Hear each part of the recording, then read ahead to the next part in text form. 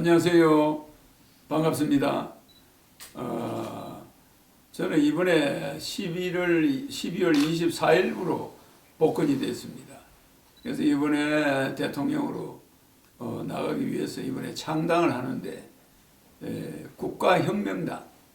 국가혁명당을 이번에 창당할 겁니다.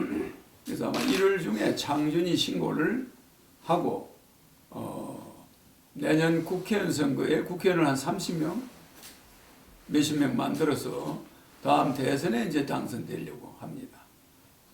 그래서 지금 현재 그동안에 제가 유튜브를 통해서 현재 유튜브를 어제까지 구독자 수가 1000만 명이니까 1000만 명을 돌파했습니다.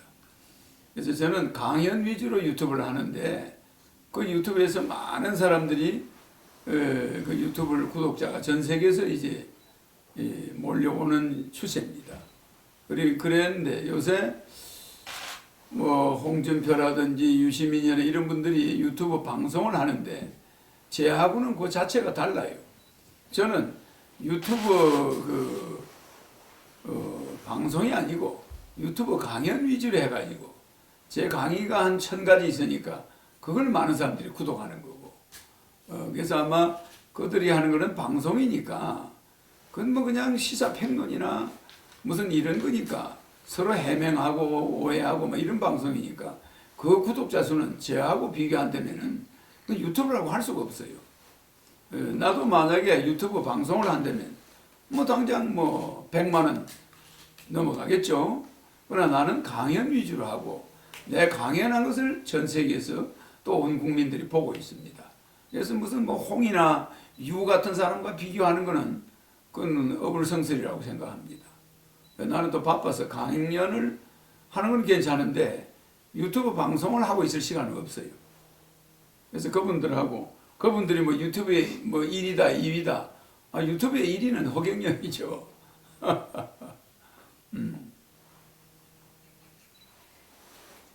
원래 그 당을 만드신데 왜 국가혁명당을 만든 이유가 뭐죠?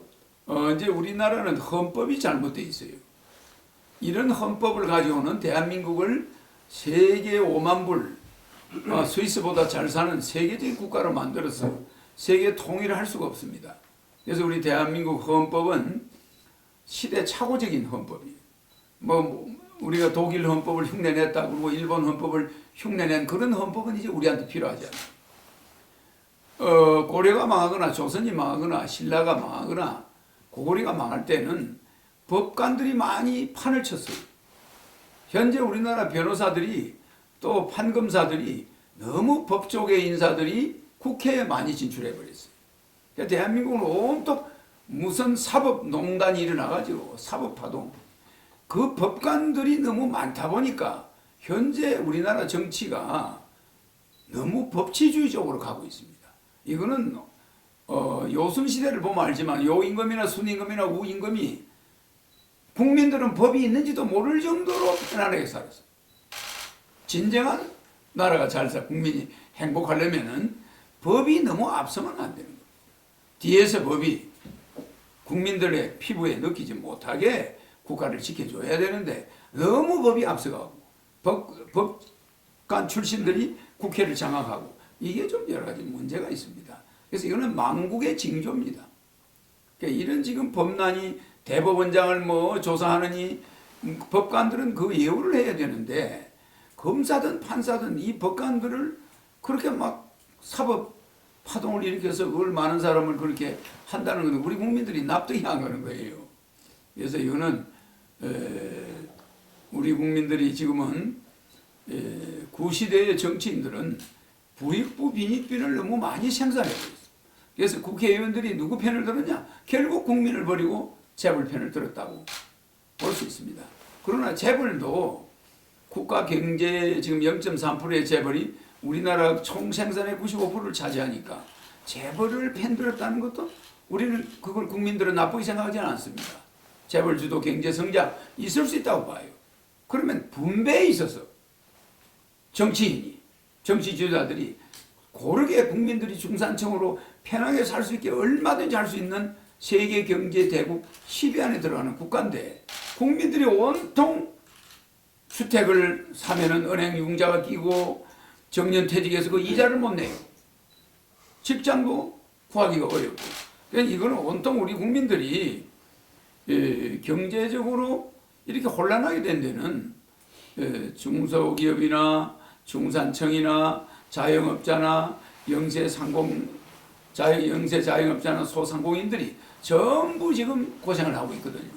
그래서 앞으로는 이분들이 더 이상 살아가기가 어려울 정도로 지금 고난에 처해 있습니다. 그래서 이런 망국적인 경제 대란을 앞으로 우리가 막아내야 됩니다. 그러기 위해서는 국가혁명당을 만들어서 헌법을 바꿔야 됩니다. 헌법 제1조에 대한민국 민주공화국이다. 이따위 정치 이야기는 빼버려야 돼요. 대한민국의 국민의 인권이 첫 번째 들어가야 돼요. 대한민국 국민은 보편적인 의식주의 삶을 누구나 누릴 수 있도록 한다. 이렇게. 무슨 말이냐면은 대한민국 국민의 보편적 삶을 누릴 수 있는 인권을 보장한다. 이게 들어가야 됩니다. 무슨 민주공화국이든 뭐 공산주의든 민주주의 이게 국민 배불리 먹이는 게 아닙니다. 그러니까 대한민국 국민의 인권이 첫 번째 들어가야 돼요.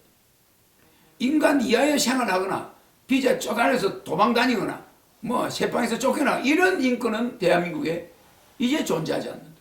대한민국은 중산층을 기본으로 해서 시작하도록 한다. 이게 굉장히 중요한 얘기입니다. 우리 지금 헌법 1조에는 뭐 대한민국 민주공화국이다. 이조는 모든 권력은 국민으로부터 난다. 이러는데 권력이 국민으로부터 난다고 해놓고서는 국민은 거지를 만들어 놓고 무슨 바지를 만들어 놓고 대부분 국민이 생활이 어려워요. 국민이 도산하고 있습니다. 국민이 지금 희망을 잃어버리고 있어요. 이건 있을 수 없습니다. 그래서 국가혁명당은 헌법을 개헌하는 게 아니고 헌법을 재헌을 하겠다. 재헌을 하겠다. 그래서 국가를 완전히 바꿔놓고 새로운 헌법을 재헌해서 국민들이 중산층이 90%가 되는 나라. 그 다음에 재벌이 있거나 좋다 이겁니다. 그러나 아주 빈민은 존재하지 않는 나라로 내가 만들어내겠다. 그래서 국민 배당금을 개인당 30살이 넘으면 150만 원씩. 죽을 때까지. 그러면 부부가 300만 원. 그거는 보장이 돼. 통장에 들어와요. 압류도 안 돼. 그리고 나서 직장 다니면서 월급 받아라. 월급이 없어도 직장을 가서 해고가 되더라도 생활의 위협은 없어야 돼. 자기 할 말도 못하고 해고될까 봐서 무슨 노예 생활 하듯이. 그리고 정규직을 절반으로 줄여야 됩니다. 대한민국이 망해가는 이유는 정규직이 너무 많아요. 그래서 비정규직이 절반 정도, 정규직이 절반 정도, 2대 5대 5 정도. 그래서 자유로운 직장 이동, 시간제 타임제. 그래서 주부들이 직장 가서 낮에 근무하고 오후에 집에 가고 마음대로 시간을 발휘할 수 있다. 남자들도 직장에 매여가지고 그 목을 메고 퇴직금 바라보고 있는 게 아니라 그냥 시간 타임, 배당금이 나오니까 월 300원 나오니까 그렇게 자유롭게 직장을 옮겨 다니면서 직장의 노예가 되지 않는 그 비정규직 시대를 열겠다는 거예요. 그래서 국가혁명당은 헌법 정신이 뭐 자본주의와 민주주의는 그대로 공간은 들어갑니다만은 첫째가 인권, 그 다음이 안보입니다. 첫째가 인권, 그 다음 경제, 그 다음 안보예요. 그래서 미국 헌법도 1조가 인권입니다. 영국도 마찬가지입니다. 독일도 헌법 1조가 인권입니다. 미국은 미국은 헌법 1조가 뭐 국민의 생명이라고 하지만은 우리는 헌법 1조가 공화당이 뭡니까? 공화정의. 그건 로마 시대 때 있는 공화정이에요. 민주공화국이 뭐 우리 중요합니까? 국민이 다 죽어가는데. 그래서 국가혁명당은 헌법을 다시 없애고 재헌하겠다. 재헌의원을 100명 만들어가지고 헌법을 새로 만들고 새로운 국가를 만들겠다. 그래서 국가혁명당을 만들어서 그 심판을 국회의원 선거 때 받겠습니다. 국가혁명당은 이제 이렇게 지도부 형성을 예. 단일로 할 것이냐, 집단 체제로 할 것이냐, 예. 그 하나 여쭤보고요. 그다음에 이제 그 지역구 내년에 이제 국회 선거가 있는데, 예. 그 공천 그 받을 분들의 자격을 네. 어떤 분들 위주로 공천을 주실 것인가? 네. 아까 이제 검사, 판사, 네. 지금의 정치인들은 검사, 판사, 언론인들이 주로 이제 정치를 하다 보니까 네. 말씀 그 정치판이 이제 냄새가 많이 나지 않습니까? 네. 우리 허충재님께서는 이제 내년에 국회 선거일 때 어떤 분들을 공천을 위주로 할 것인가? 그래서 우리는 국회의원들이 지금은 농공행상식으로 되어 있습니다. 말하자면은 엘리트들이 국회를 다 장악했어요. 엘리트. 한마디로 말해서 학교에서 1등 하던 사람들, 뭐 서울대 나온 사람들, 판금 사던 사람들, 이렇게 엘리트층들이 국회를 주도하다 보니까 결국 부익부 빈익빈이 안 만들어질 수가 없어요. 그래서 그것을 우리 당은 같은 여러 업종 위주로, 직장이 다양한 직종 위주로 공천을 해서 국민들에게 소상공인 대표라든지, 알겠죠? 자영업자 대표라든지, 택시 운전수 대표라든지, 이렇게 직능 위주의 말은 우리나라 직능제가 있습니다만 그거는 나눠먹기식 직능제지. 우리나라 직능제가 별로 발휘를 못합니다. 당 대표한테 줄 잘 산 사람 직능 주는 거지. 그 무슨 직능이 있어서 주는 게 아닙니다. 그래서 국회의원 자체가 다양성이 들어가야 돼요. 지금은 거의 다 법조계 인사입니다. 재계 인사, 기발하던 사람들. 그러니까 이런 국회에 서민이 들어갔다가는 쫓겨나봐요. 당 대표 눈에 나가지고 쫓겨납니다. 이 무슨 말이냐면은 국회 자체가 국민의 대표를 100명으로 저는 줄이는데 그 100명이 거의 다 직능의 대표들입니다. 그러니까 앞으로는 헌법위원을 내가 대통령이 되면 100명을 뽑고 300명의 국회의원을 정신교육대 보냅니다. 가서 정신교육을 이제 받게 돼요. 그러면은 물론 국민배당금은 나오죠. 정신교육대 가도 가족들이 생활은 됩니다. 그러나 300명을 없애버리고 100명의 재헌의원을 내가 뽑아요. 그때 이제 대통령이 제가 국민들에게 각계 요소의 추천을 받아서 100명으로 선출합니다. 그래서 우리나라 헌법을 새로 만들고 국민의 동의에 의해서 압도적인 지지를 받아야 되겠죠. 한 80%. 그렇게 된다면 국민들은 개헌 투표를 할 필요가 없는 거예요. 그 사람 대통령 만들어버렸으니까.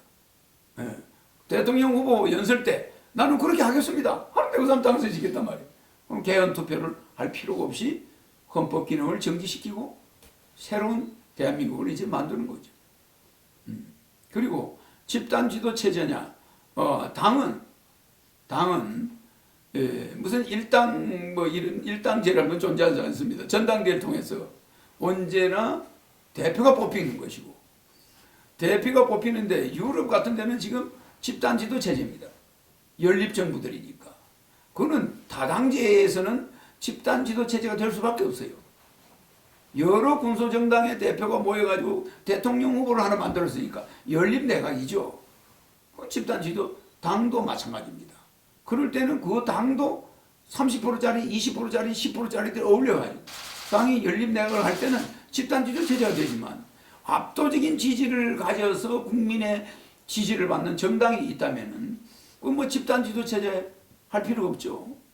그럼 그럴 때는 그냥 정당이 한두 개 있을 경우에는 그치 집단 지도 체제가 나는 필요 없다고 봅니다. 강력한 배의 선장은 하나입니다. 아무리 배가 커도 그 배의 키는 하나지 두 사람이 키를 잡을 수는 없잖아요. 집단 지도 체제가 가지는 문제점이 많아요. 그렇다고 봅니다.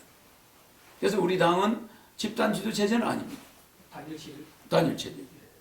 근데 아까 이제 내년 총선에 아까 이제 지역구에 공천을 어떤 사람을 줄 것이 했는데 예. 아까 농민 운전기사 말씀. 다양한 직종. 예.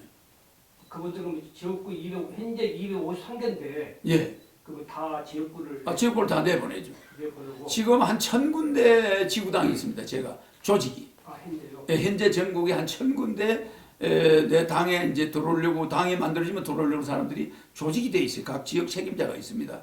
그런데 그게 우리가 한 몇백만이 되죠. 근데 그것이 실제 당을 내가 바로 등록이 아니고 창준이 신고를 하면은 그날부터 후원회가 가동됩니다. 정당법이 바뀌었어요. 바로 참주인만 신고하면 누구나 50억을 모금이 가능하잖아요. 그 후원회가 가동되면서 당이 만들어질 때까지 50억은 후원을 받을 수 있잖아요. 그럼 그들이 당비를 내는 당원은 내가 우리나라에서 제일 많을 겁니다. 전부 당비를 내면서 당이 활성화되면서 진성당원이 랭킹이 되는 거예요. 지금 민주정의당 진성당원이 많잖아요. 여야 정당, 야당 지금 현재 자유한국당 같은 경우는 진성당원이 그리 많습니까? 우리가 다 알고 있습니다. 내막을. 그러나 우리는 당비를 내는 당원이 랭킹이 된다. 그리고 적극 참여한다. 제발 국민 배당금 좀 주고 결혼할 때 3억 주고 애 낳으면 5천만 원 주고 좀 우리가 90살 100살까지 사는데 아들 눈치 보려니까 아들도 시급자야. 엄마 아버지는 요양병원에 있어. 돈을 누가 댑니까? 이런 어려움이 있으니까 월 150만 원씩만 준다면 평생 300만 원씩 준다면 100살까지 살던 자식하고 싸울 일이 없어. 지금은 자식이 아버지한테 요양병원에 가봐도 겁이 나서 못 가. 요양병원비가 밀려있어. 그죠? 심지어 어떤 남자는 식당 다니면서 장인 장모 요양비를 대고 있어. 월급이 다 나가버려요. 이런 실체에 여러분들이 국민 배당금은 왜 그러냐? 우리나라 돈이 7경인데 이 7경이 5천만 명이 주줍니다. 한 사람당 13억씩 내놓은 거야. 그게 대한민국입니다. 그러면은 그 배당금을 줘야지. 그 세금 걷어가지고 다 닦아 써버리면 됩니까? 네, 그러니까 500조가 그치는데 내가 대통령이 되면 세금은 약 1000조가 그칩니다. 왜? 교도소 없애버려요. 예를 들어 이재명이가 재판 갔잖아요. 우리는 재판 그렇게 안 합니다. 벌금제로 다 바꿔요. 잡아넣지 않아요. 벌금 1조. 내 나라 이겁니다. 그 무슨 집행유예 해주면 국민들한테 무슨 이익이 있습니까? 겁을 안 내요, 감옥 가는 걸. 적당히 변호사 뭐 해가지고 어떻게 집행유예를 다 나와요. 그거 뭐하러 그렇게 합니까? 돈으로 받아버리고 교도소는 없애요. 그래 아주 중범자들, 재범우리가 있는 자들은 몽고 보내서 황사 없애는 사막 녹화 작업을 합니다.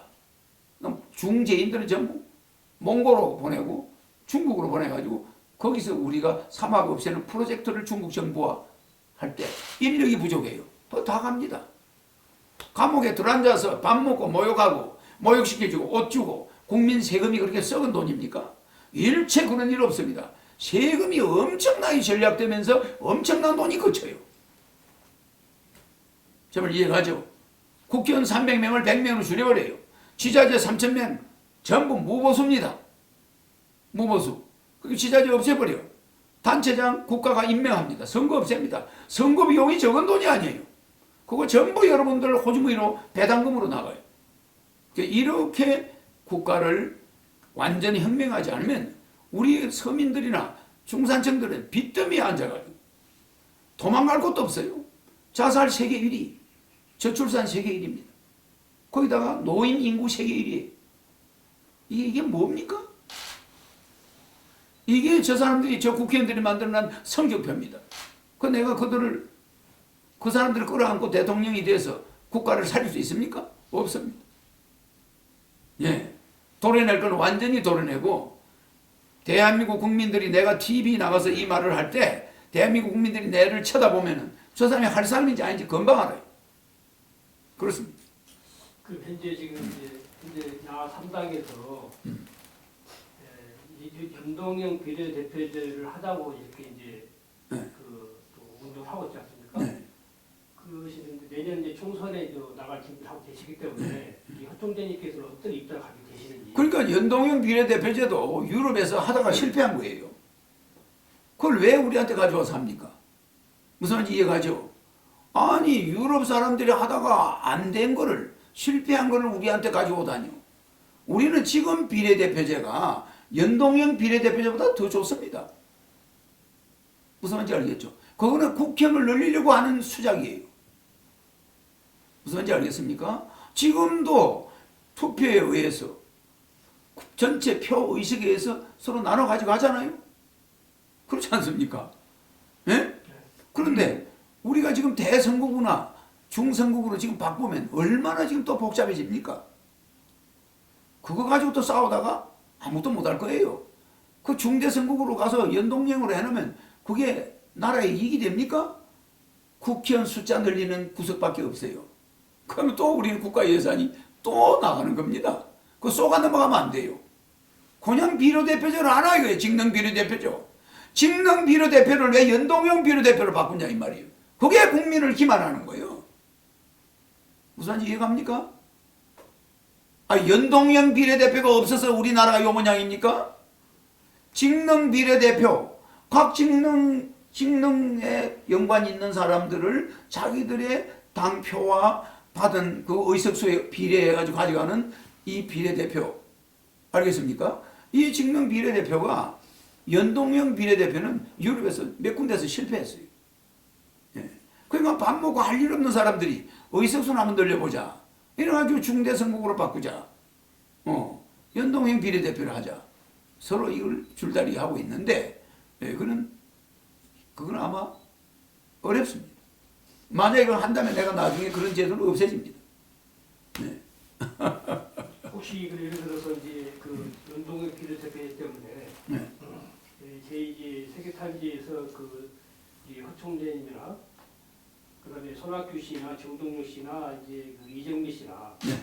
그런 토론장을 마련하게 되면 네. 참석할 용인이 있었습니까? 그렇죠. 저는 뭐 참석하는 데는 그 국민이 원하면 가야죠. 또 언론사가 원하면 국민이 원하는 거야. 언론사라는 것은 대한민국 정치의 최고 책임자가 언론입니다. 여러분들이 서 있지만은 이 언론사가 대한민국 정치를 이끌어가는 거예요. 대통령도 끄집어낼 수 있고 다 하는 거 아닙니까? 그럼 이 언론사들이 수준이 높아야 대한민국 정치 수준이 바꿔지는 거예요. 근데 언론사들은 맨 말도 안 되는 인테리어들만 따라다니면서 그 사람들만 홍보를 하고 있는 거야, 말하자면. 트럼프가 나오는 거는 전 미국 언론이, 전 세계 언론이 트럼프는 아니다, 이렇게 했잖아요. 그 언론들이 그렇게 한 거죠. 그래서 권력은, 헌법에는 권력은 국민으로부터 나온다고 그랬는데, 한국 권력은 언론 기자들에 의해서 나와요. 기자가 한 줄 써버리면 우대가리들이 쫓겨나는 거 아닙니까? 그럼 이 기자들이 올바른 사람들을 포커스를 맞춰야 되는데 맨 그냥 법관 출신들 무슨 엘리트들한테만 포커스를 맞추니까 가문 좋은 사람한테만 포커스를 맞추는 거야. 이러다 보니까 어려운 거죠. 그래서 나는 재벌은 재벌대로 사업을 하기 좋게 해주고 구속 안 하고 벌금제로 바꾸고 그 사람들을 망신시켜가면서 나라가 잘 되는 일이 없습니다. 어떻게 재벌 회장을 그렇게 잡아 구속시켜 놓고 감옥에 쳐놓으면 우리 경제가 삽니까? 안 되는 거예요. 그만큼 재벌의 덕을 우리가 보고 있는 거고, 그럼 뭐 재벌이 그만큼 세금을 걷었으면 그걸 세금으로 내가지고 돈 못 버는 사람들한테 호주머니 들어가야 될 거 아닙니까? 순환. 그럼 그게 다시 소비가 일어나고 또 다시 그게 재벌 손으로 들어가게 순환하게 해줘야 되는데, 이게 재벌 손으로 한번 들어가면 그러면 돈이 국회의원들의 땅땅땅 한 것 때문에 월남으로 가가지고 저 없는 나라에다 투자해버려.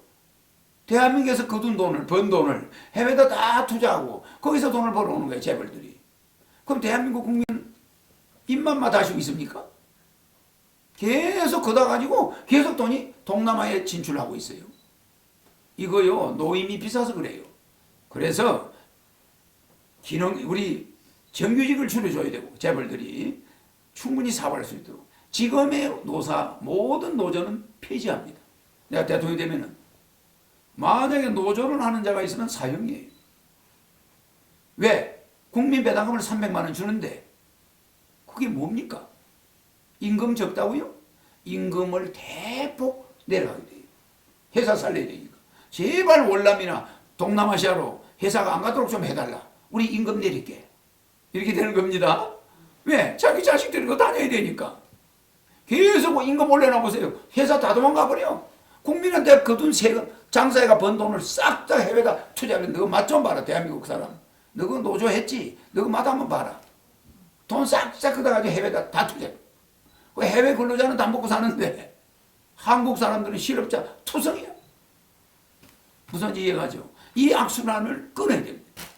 그래서 한국 사람이 번 돈, 한국에서 벌어들인 돈은 한국에 좀 투자해라. 그래 임금은 싸게 해줄게.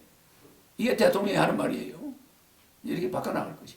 자, 그러시면 차기 이제 뭐 대통령이 이제 나오셔가지고 당선됐을 때 예. 아까 이제 그 교도소를 없이고 예. 집행유예도 없이고 이제 벌금형을 하려 하는데 그렇습니다. 예. 벌금을 못 냈을 때는 예. 아까 이제 몽골이나 중국 그런 쪽으로 이제 강제 아닙니다. 벌금을 못 낼 때는 분할 가능합니다. 장기 분할. 장기분할로 장기 분할. 자기가 돈을 벌어가면서 벌금을 내면 되는 거예요. 예. 그런데 몽고로 가는 사람은 어떤 사람이 주로 가냐 하면은 상습적으로 범죄를 파렴치한 범죄자, 살인, 강도, 아주 그 파렴치한 사람들, 사회적인 엄청난 범죄자는 감옥에 앉혀놓고 우리가 먹여 살리지 않습니다. 황사 국민들의 콧구멍이라도 좀 깨끗하게 하게 황사 없애는 데 가서 네 몸을 바쳐라. 그래서 거기서 대부분 살아오지는 못합니다. 제가 뭐 하는 사람인지 알겠죠? 강력합니다. 절대 앉혀놓고 여러분들이 난 세금으로 그런들 먹이고 모욕시켜주고 그래가 또 나오면 또 사람 죽이고 또 기어들어가고 이런 거 없습니다. 아주 대한민국이 깨끗해집니다. 그러면서 사막은 대기업을 동원해가지고 사막 없애는 프로젝트를 해요. 그래서 우리가 중국에 지원해주고 몽고에 지원해주면서 인력을 보내주는데 그 인력들이 죄수들입니다. 무슨 말인지 이해가시죠? 예? 그러면서 그 사막이 단계적으로 없어져요. 이 죄수들에 의해서. 그럼 중국도 죄수를 투입하겠죠? 그럼 그 죄수들이 지속적으로 사막을 없애는데 동원되는 거예요. 앉아서 노래 부르고 가수 오면 춤이나 구경이나 하고 강사 오면 강의나 듣고 목사 설교나 듣고 스님 설교나 듣고 앉아서 교도소 앉아서 노래 부르고 호텔에 왔습니다. 이런 시대를 문 닫지 않는다면 범죄자는 계속 늘어나고 사회는 세금 걷어가지고 그놈들 먹여 살리고 뭐 하는 사람들입니까 여러분? 국민들은요 은행 이자를 못 내가지고 아버지 요양병원비, 어머니 요양병원비, 장모 요양병원비 무슨 이해가시죠? 아들 장가 안 가, 딸내미 장가 안 가. 이건 태산 같아요. 죽을 수도 없고 살 수도 없어요. 이런 데다가 은행에서는 집 융자받은 돈 내놔라. 그럼 집을 팔면 팔리나 또.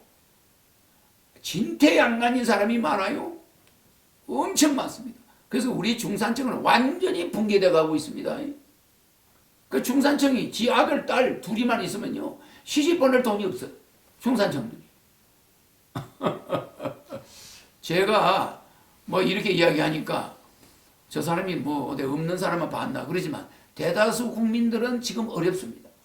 그걸 우리가 이렇게 어려울 이유가 없어요. 그럼 내 캐치프레이드가 대통령 우리 당 캐치프레이드와 내 대선 캐치프레이드는 나는 대한민국 국민이 돈 걱정 안 하고 살게 해주겠어.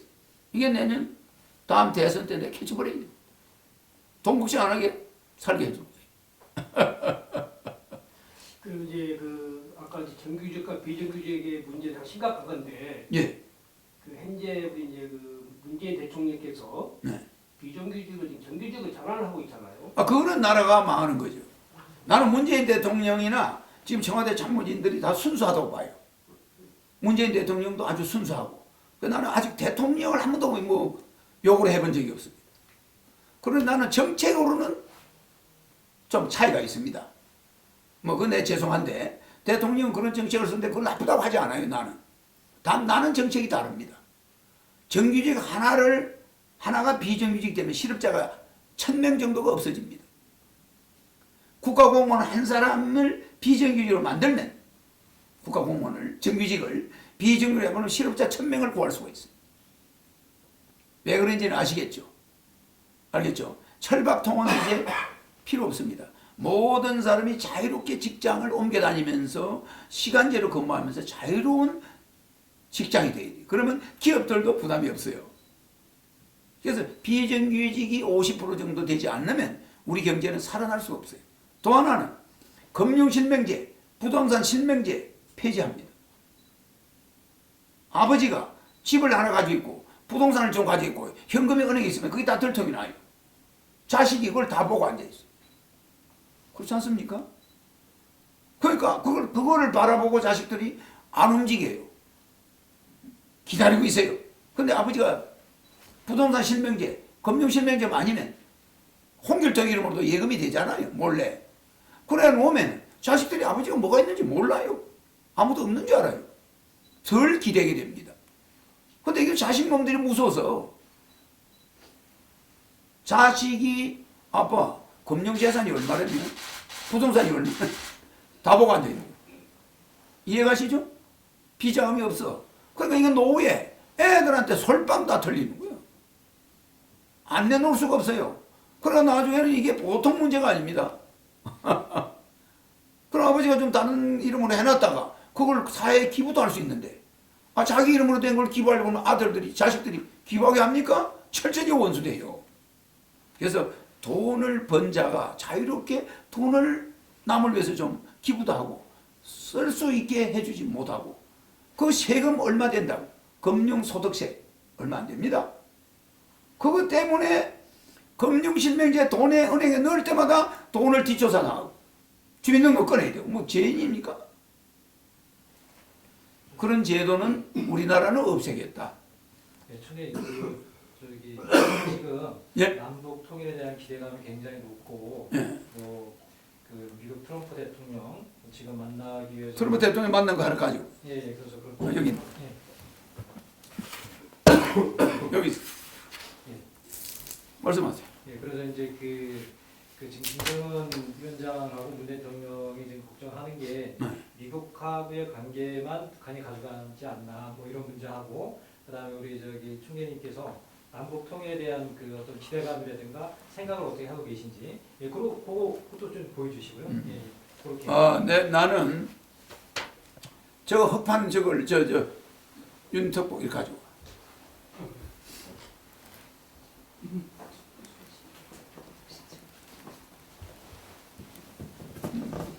더 뒤로.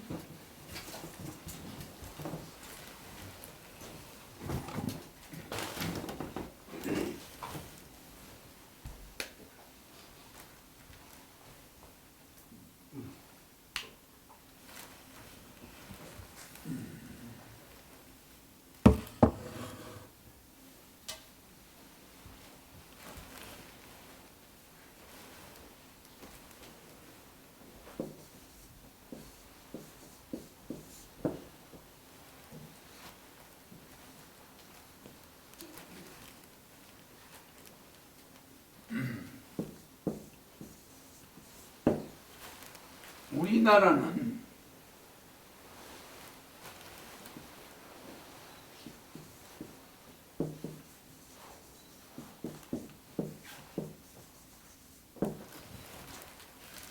이 호랑이 꼬리를 잡고 있어요.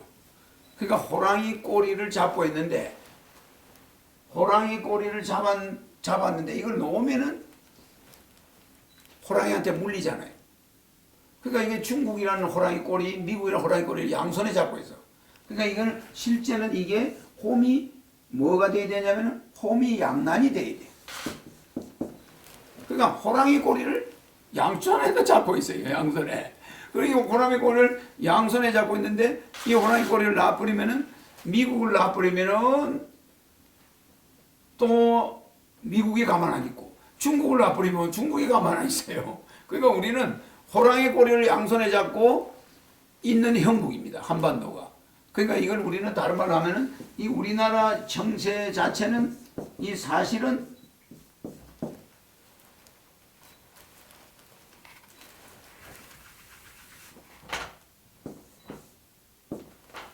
백척간두요.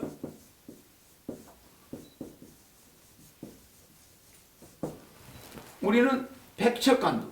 그야말로 100층이나 되는 높은 곳에 올라가서 아슬아슬하죠. 그리고 우리나라가 지금 세계 북한하고의 뭐 화해 무드가 있고 이를 사는 것 같아도 실제는 미국의 전략에 의해서 우리는 미국과 중국의 전략에 의해서 우리는 말려 들어가고 있어요. 그게 뭐냐? 우리는 문재인 대통령이 미국과 북한을 중매를 섰습니다. 중매를 서가지고 문재인 대통령 말을 믿고 미국도 북한을 만났고 북한도 미국을 만났어요. 둘 다 그렇게 시작이 된 겁니다.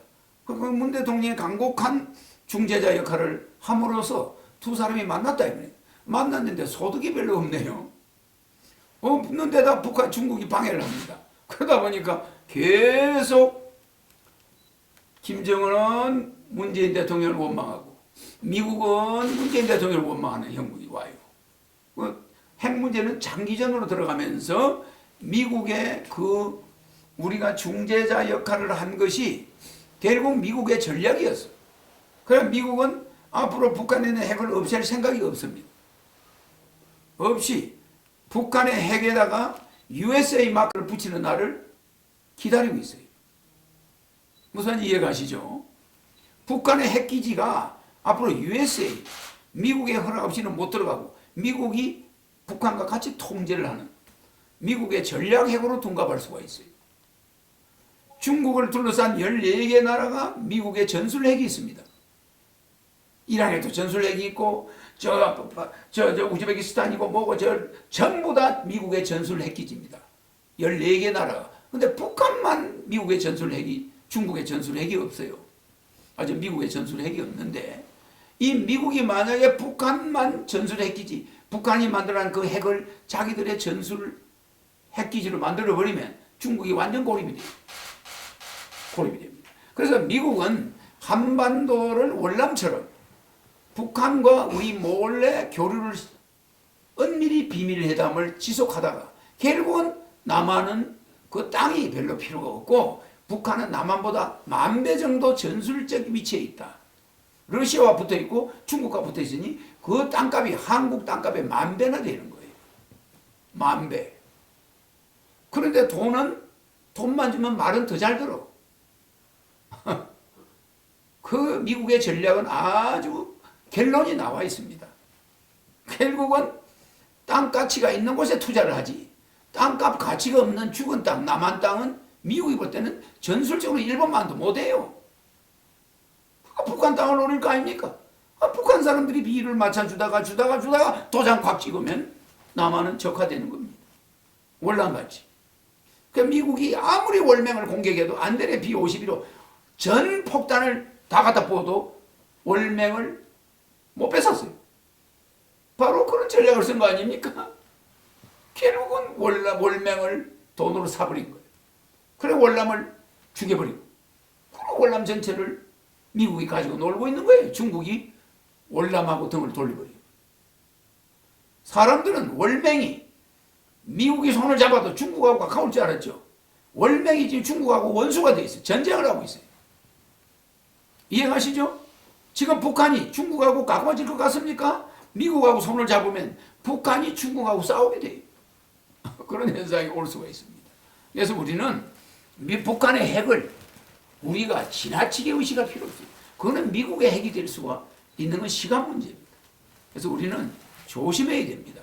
그래서 우리는 남북 관계를 이렇게 쉽게 접근하는 거는 문 대통령이 하니까 내 말은 안 하는데 이거는 안보 차원에서 전쟁 방지 차원에서 대통령이 접근하는 거지 남북 통일 꿈도 꾸지 마세요. 아직 멀었습니다. 남북 통일요? 내가 언제 하고 아시아 통일을 언제 하고 세계 통일을 언제 한다는 거 내가 이미 강의에 다 이야기했습니다. 절대 우리 민족이 제일 위험한 거는 남북의 단독 통일이 있을 수 없습니다. 잉크도 마르기 전에 적화됩니다.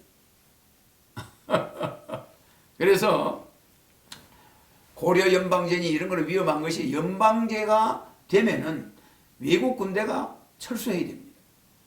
외국 군대가 철수하는 연방제는 안 되는 거죠. 그래서 말은 느슨하게 외국 군대가 철수 안 해도 좋으니까 연방제로 합시다. 이런 데 말려 들어가도 안 됩니다. 그러니까 통일이라는 글자 앞에는 우리는 위험하다는 거. 그래서 우리는 연합, 남북이 다 같은 민족으로서 서로 협력하고 상호 지원하는 건 좋아요. 그러나 국가가 통일되는 건 절대 함부로 해서는 안 됩니다. 근데 왜 2025년에 아시아 통일, 2030년에 세계 통일이라는 제가 대통령이 되면은 2025년에 아시아 통일할 수 있는 기술이 있어요. 근데 2030년에 세계 통일하는 기술이 있습니다. 왜? 남북을 쪼갠 나라가 중국과 러시아와 미국과 일본이에요. 그렇지 않습니까? 원인 제공자들이. 그러면 그들이 필요로 해서 지금 전략적으로 남북은 통일이 될 수 없게 돼 있어요. 북한은 미국의 입술이에요. 중국의 입술이고 남한은 미국의 입술입니다. 순망치한 입술이 없어지면 안 되잖아요. 서로 이빨이 시리니까. 그러니까 북한과 남한이 있음으로써 미국과 러시아와 중국이 전쟁이 안 일어나는 거예요. 완충지대래. 해가지고 거기서 서로 보완을 하니까 그게 한국과 북한이 세계 2차 대전을 종식시키는데 입술 역할을 했습니다. 그야말로 전리품입니다. 북한은 소련의 전리품이고 우리 남한은 미국의 전리품으로 갔어요. 서로 나눴어요. 통일 우리 마음대로 할 수 있습니까? 이거요, 한민족의 피해가 너무 막자하니 너가 전리품으로 우리나라를 쪼개갔으니 2차 대전 이룬 나라는 일본인데 왜 한반도를 전리품으로 쪼개냐? 너가 이거 우리 통일 안 해주면 유엔본부 한국을 가져와라. 여기서 유엔군이 제일 많이 죽었잖아. 그러니까 유엔군 역사상 최초로 이렇게 유엔군이 몇십만 명이 죽은 이 땅에 유엔본부가 와야 된다. 그 판문점에 갖다 놔요. 내가 갖다 놨습니다. 그 다음에 너그 세계 패권 국가 미국, 영국, 프랑스, 중국, 러시아 이 패권 국가는 한반도 통일에 대한 책임이다. 너가 옛날에 우리나라를 쪼개놨으니 우리 스스로 이제는 통일하겠다. 그래가 전 세계 한 10강을 빼고 미국, 영국, 프랑스, 중국, 러시아를 뺀 나머지 국가들에 가서 우리가 사인을 해달라면 다 해줍니다. 그래, 너는 진짜 10강들의 피해국이야. 너가 분단된 것은 이 나라들이 사인 안 하면 안 돼. 그러면 우리가 사인해줄게. 이래가 전 세계에서 사인을 받고 강대국한테 압박을 하면은 강대국이 안 해줄 수 없잖아요. 유엔 회원국들이. 그러면 전체 유엔 회원국에서 상임이사국 5개가 안 해주고 되겠습니까? 그래서 우리는 세계 연방을 통일하는데 간단하게 할 수가 있어요. 왜? 역사적으로 우리 민족을 걔들이 가지고 놀았으니까 우리 민족만이 이걸 주장할 수 있는. 마치 유엔 사무총장을 미국, 영국, 프랑스, 중국, 러시아만 못하게 돼 있어요. 강대국만. 왜? 패권 국가가 될까 봐. 패권을 차지하려고 싸우니까. 그럼 우리는 패권을 차지하는 나라가 아니기 때문에 우리나라가 세계 통일할 수 있는 거예요. 그래서 세계 수도를 서울에다 두고 세계를 통일할 수 있습니다. 아주 전 세계가 옹호합니다. 뭐 이런 이야기는 내 강의에서 많이 한 이야기인데 실제적으로 우리는 백척간두에 있지만 이걸 잘 이용하면 위기가 우리한테는 엄청난 기회입니다. 네.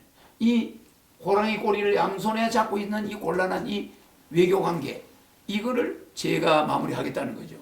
그러나 통일 같은 환상은 버리시라는 거예요. 왜? 아시아가 통일되기 전에 남북이 통일하면 우리는 전쟁으로 망합니다. 어떤 경우든 아무리 평화를 가져간 통일이라도 아시아가 통일되기 전에 우리 한반도가 통일되면 한반도는 대한민국은 없어집니다. 그 다음에 아시아가 통일되면 그 여세를 몰아서 세계 통일을 하는 거예요. 그렇습니다. 그러니까 이거 내가 트럼프가 저를 3번 초청해서 내가 가서 만나고 온 사진입니다. 네. 여기 보시면 트럼프 사인 있죠? 저하고 트럼프하고 서 있죠? 네, 내가 하나씩 다 드릴게요. 네. 이거는 트럼프 딸이 한국에 왔어요. 이방카가 왔을 때 내가 초청돼 간 날이 이방카하고 같은 비행기를 타고 미국에 갑니다. 그 이방카가 대한항공 S클래스를 탔어요. 경호원들도 S클래스를 타고 나도 그걸 탔습니다. 그래서 같이 미국에 갔고 트럼프 만나고 사진 찍고 봤었죠. 미국이 그때 하와이에서 장군이 다 모여가지고 내일 북한을 치자 이렇게 됐어요. 그때 내가 트럼프를 만났죠. 그래서 트럼프한테 내가 트럼프는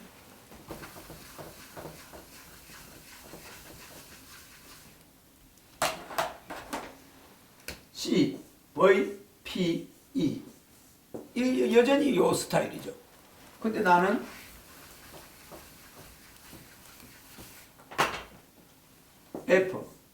FVID 이게 이제 전쟁을 막으려니까 완전히 가보니까 미 상원 의장이 사인을 하면 트럼프는 이제 공격하는 거예요. 상원 의장이 코리 가드너입니다. 그래서 내가 코리 가드너 방에 딱 갔더니 하와이에서 군사훈련을 하고 있던 장군들이 다 모였다는 게 그날 밤에.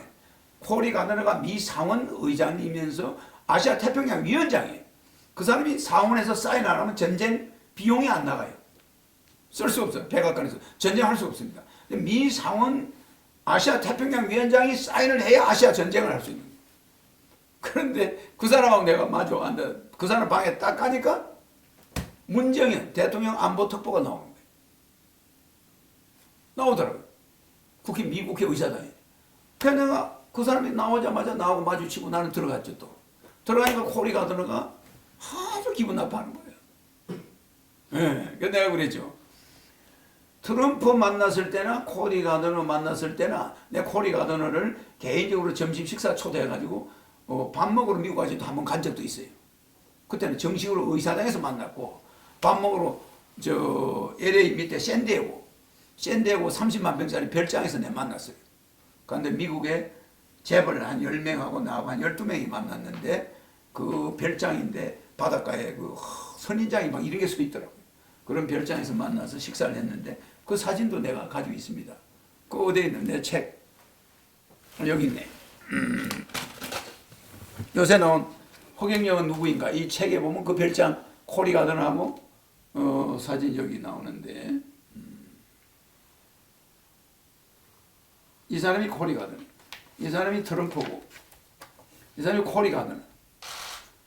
이 사람들이 미국 상원의원들이죠. 지난번에 내가 가서 만났었죠. 전쟁을 막으러 간 거죠. 근데 이 사람들은 핵을 갖다가 이 사람들은 컴플리트리 완벽하게 북한의 핵을 완벽하게 이거는 베리파이를 검증 가능하게 퍼먼트리 PR MAN 퍼먼트리 요거는 엘리메이트 엘리메이트 이게 뭐냐면 이거는 영구적으로 이건 자기들이 미국이 직접 제거하겠다. 그래서 이런 사고방식을 가지고 있어요 미국은. 그래서 이거는 전쟁이다. 이 주권 국가를 갖다가 뭐 완벽하게 무슨 뭐 검증 가능한 건 좋아요. 요 영구적으로 핵을 뭐 제거하겠다. 직접 제거하겠다. 미국이 들어가서 제거하겠다. 예. 안 된다. 끝나는 이거 풀리. 이거는 베리파이블이 같아요. 요거는 일벌 IR, ER, SI, BLY. 되돌릴 수 없게. 요거는 영구적이 아니고 되돌릴 수 없게. 요거는 디스멘틀. 폐기. 북한이 폐기하게. 이렇게 완화해야 된다. 이래가지고 이제 이야기를 하고 이 핵 문제를 장기적으로 끌고 가야지 단기적으로 해결하려고 하지 말아라. 이걸 내가 트럼프한테 아이디어를 주고 코리 가든한테도 아이디어를 줬어요. 그 전쟁 이거는 절대로 있을 수 없다. 뭐 이제 이런 식으로 이야기가 됐죠. 그러니까 단기적 문제 해결은 북한한테 말려 들어간다. 이거는 장기적 전략으로 하자. 막 이런 식으로 이야기를 했는데 상당히 내 말에 동조를 해요. 그래서 그냥 갑자기 트럼프가 바뀌어버렸어요. 내 만난 이후에. 코리 가든을 만난 이후에 확 바뀌고. 그래서 내가 작년에 7번을 갔습니다. 전쟁 난다 사서. 미국 워싱턴을 7번을 가가지고 그렇게 했어요. 그러니까 실제적으로 제가 우리나라에 일이 있지만은 세계 정세에 영향을 주고 있습니다, 사실. 여러분들은 잘 모르겠지만은 그때 같았으면 한반도 전쟁 날 뻔했어요. 근데 내가 또 특수한 능력이 있어요. 그래서 트럼프한테 에너지를 보내버려. 코리 가든한테 에너지를 보내버려. 최고 전쟁 해야 될 우두머리 두 사람한테 눈빛으로 에너지를 넣었어요. 그 다음부터 웃고 막 사람이 완전히 변해가지고 그 내 사진을 한번 보시면 알지만 트럼프가 이빨이 싹 다 보여요. 웃으면서. 웃는 모습이 되게 많이 세게 웃죠? 아주 밝게 웃잖아요. 다른 사람 만날 때 이렇게 세게 안 웃어요. 그래서 우리 한반도 통일은 여러분들이 박근혜 대통령이 실패한 것은 통일은 대박이다. 그 말이 안 되는 겁니다. 통일은 비극이다. 한반도 통일은 글자 그 자체가 비극입니다. 독일이 동독과 서독이 3대 1의 경제 차이가 있을 때 통일을 했는데 지금도 동독 때문에 서독 사람들이 경제적 고통을 겪고 있어요. 근데 북한과 우리는 50대 1입니다. 경제적 차이가. 50대 1이면은 이거는 완전 어느 정도 차이인지 상상이 안 가죠. 만약에 우리가 통일이 돼서 된다면 우리는 계속 들어가는 것밖에 없어요. 우선 이해가시죠? 지금 중산층 몰락에다가 실업자 사태에다가 우리가 이게 얼마나 대단합니까? 미국은 북한한테 무관세 혜택을 줄 수 있는 나라예요. 아주 막강한 비밀을 가지고 있어요. 너가 미국에 중국 놈들이 우리한테 파는 거 너가 만들어서 가져오면 관세를 안 받겠다. 우리가 쓸 수 있는 소비재를 너가 좀 만들어라. 그거 해줄 테니까 우리하고 잘해보자. 그럴 수도 있어요. 그러면 북한이 미국에다가 수출을 해야 되면은 세금이 안 나갑니다. 관세가. 그 북한 경제 금방 일어나요. 그렇지 않습니까? 그럼 북한은 미국의 부탁을 들어줄 수밖에 없어요. 미국이 내놔할 수 있는, 북한에 줄 수 있는 좋은 것이 많기 때문에 굉장히 위험한 상태에 우리가 놓여 있습니다. 그래서 이거는 우리는 너무 잘못하고 있는 것이 있지만 그것이 꼭 대통령만의 잘못은 아닙니다. 우리 국회의원들이 엉뚱한 거 가지고 싸움만 하고 앉아있어요.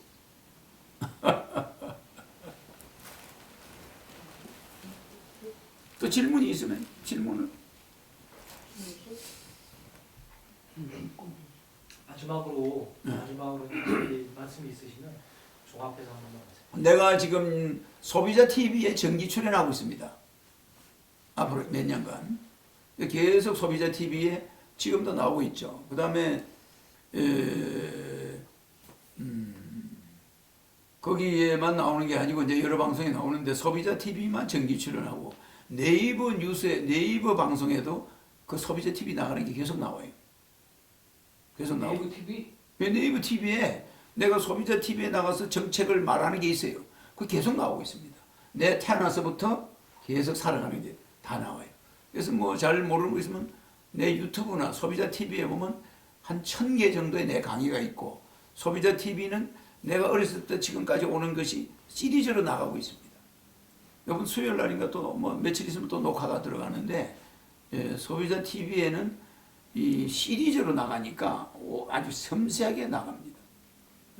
소비자 TV에서 저를 그렇게 하다 보니까 소비자 TV 시청률이 올라가는 거죠. 엄청 올라가. 이 책도 제가 쓴 게 아닙니다. 모르는 사람이 쓴 거예요. 허경영은 누구인가? 그 안에 아주 굉장히 책을 잘 썼더라고요. 나름대로 아주 전문가예요. 김대우라는 사람이 있어요. 역대 대통령들 쓴 사람인데, 자서전 쓴 사람인데 상당히 책에 보면 자세한 내용이 있습니다. 며칠 있으면 이게 서점에 나갈 겁니다. 전부 다. 그래서 저는 우리 국민이 이제는 헌법도 새로 바꾸고 또 자본주의와 민주주의라는 기본 정치 질서는 정치 경제 질서는 그대로 두고 새로운 헌법을 만들어서 국민의 기본 생활이 보장되는 나라, 그걸 헌법에 넣겠다는 거죠. 지금은 우리는 무조건 실력 대결을 해가지고 기본 생활의 보장에 대한 게 없어요. 헌법에. 아니 생활보호 대상자는 직장을 가지면 또 그게 안 나와버려요. 이런 구조니까 그거 도저히 있을 수 없는 일입니다. 그래서 앞으로 국민배당금은 모든 국민이 큰 부자가 아닌 이상 다 나갑니다. 직장을 다니든 집이 있든 다 나가요. 그래서 그런 시대를 내가 만들기 위해서 국가혁명당을 이번에 만드니까 국민 여러분들이 지켜봐 주시고 기존 언론들이 왜곡 보도하는 거, 저를 폄하하려고 하는 거, 그런 거 절대 믿으면 안 됩니다. 허경영 유튜브 방송, 허경영 유튜브, 허경영 강연, 또 허경영 강연 짤방 이런 게 있습니다. 그런 걸 보시면은 소상하게 알 수가 있습니다. 그래서 국민 여러분들이 이제는 결혼 안 하는 문제, 실업 문제, 또 국민 기본 생활 문제, 부모님들의 요양병원 문제, 허경영이가 다 해결해낼 수가 있고 여러분들이 은혜에 지고 있는 부채마저도 건국적으로 내가 해결해 줄 것입니다. 감사합니다.